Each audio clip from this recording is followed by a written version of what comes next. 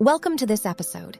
Today we're heading to Italy for a wedding custom that sounds almost too romantic to be real. The night before the wedding, the groom shows up outside his bride's house, sometimes with a full band in tow, and sings to her under her window. It's called La Serenata, the Serenade.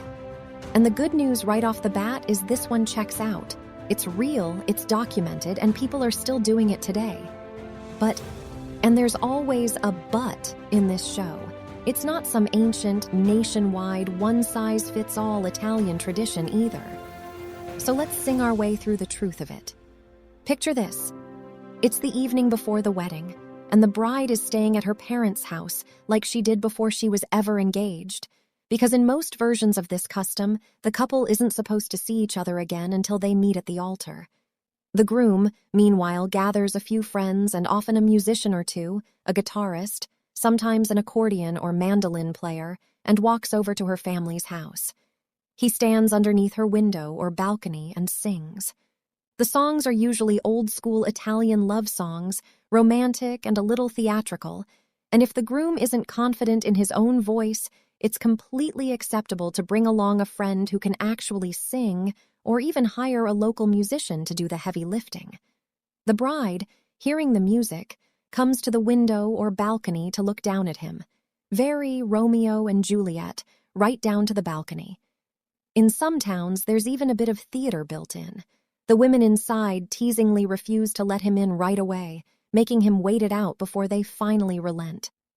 Once the serenade winds down, it usually turns into a small party right there on the street, with food, wine, and flowers, kicking off the wedding celebrations a day early. So what's the actual point of standing outside someone's house and singing at them? At its core, La Serenata is a public declaration of devotion. The groom is basically saying out loud in front of the whole neighborhood, "I love this person, and I can't wait one more day." It's a performance of commitment. The effort of organizing musicians, learning the songs, and being vulnerable in public is itself the message. There's also a small piece of folk logic behind why it happens on this particular night. Since the couple traditionally can't see each other again before the wedding, the serenade becomes their last real moment of connection as an unmarried couple, one final romantic goodbye to single life, delivered through music instead of words. And because family and neighbors often gather to watch, it also works as a community event.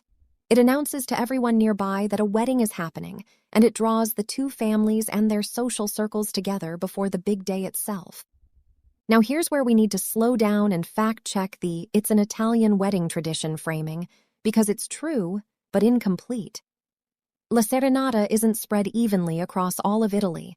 It's specifically rooted in central and southern Italy, regions like Campania around Naples, Puglia, Calabria, Molise, and Basilicata, rather than being a nationwide custom you'd find, say, in Milan or Venice. Multiple independent sources, from folklore researchers to regional wedding guides, consistently point to the South as the tradition's real home. As for how old it is, we need to separate two different things: the word serenata and the wedding custom itself. The word comes from the Italian serenata, which traces back to the Latin serenus, meaning clear or calm, as in a clear, calm night sky, since these songs were traditionally performed outdoors in the evening. Serenading a lover from beneath a window is a genuinely old European habit, going back to medieval troubadours who sang songs of courtly love in the 11th and 12th centuries. So the general idea of serenading someone you love is many centuries old.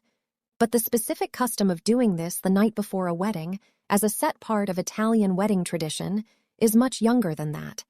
Historical and travel culture sources are fairly consistent that this particular pre-wedding version became popular in central and southern Italy after the Second World War, so really in the mid-20th century onward, not in some distant medieval past.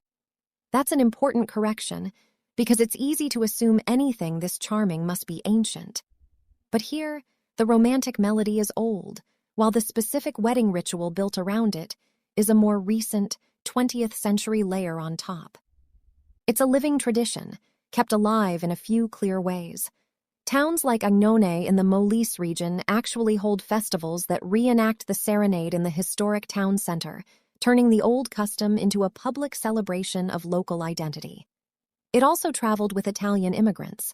In South Philadelphia, families with roots in Naples, Puglia, and Calabria have kept the serenade going for generations, even hiring professional serenade singers to help modern grooms pull it off.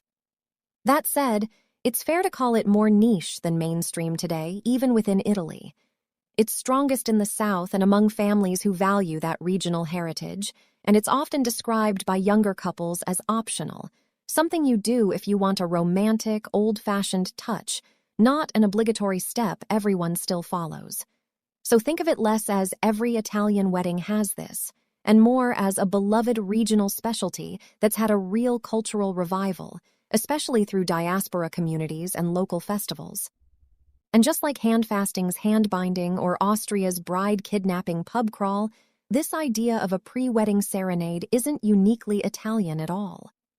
In Mexico, mariachi bands perform a serenata for the bride, often singing Las Mañanitas, a traditional morning song, either the night before the wedding or early on the wedding day itself. Across Spain and Latin America more broadly, university students have kept their own centuries-old serenading traditions going since at least the 1300s, using them for courtship long before weddings became the specific occasion. So really, humans in very different corners of the world independently landed on the same romantic instinct. If you love someone, stand outside their window and sing about it. So here's where we land. La Serenata is a real, documented Italian custom. The groom really does show up with musicians the night before the wedding and sing to his bride, and yes, it's genuinely tied to a specific region rather than the whole country. It's rooted in central and southern Italy. It symbolizes public devotion and a last romantic goodbye to single life. And while the word and the general idea of serenading go back to medieval troubadours, this specific wedding version is a mostly 20th century tradition. It's not everywhere anymore, but it's far from forgotten. It survives through festivals, family heritage, and Italian communities abroad who never let the music stop. That's it for today's episode. If you know someone with roots in southern Italy who's getting married soon, maybe suggest they dust off the guitar. See you next time.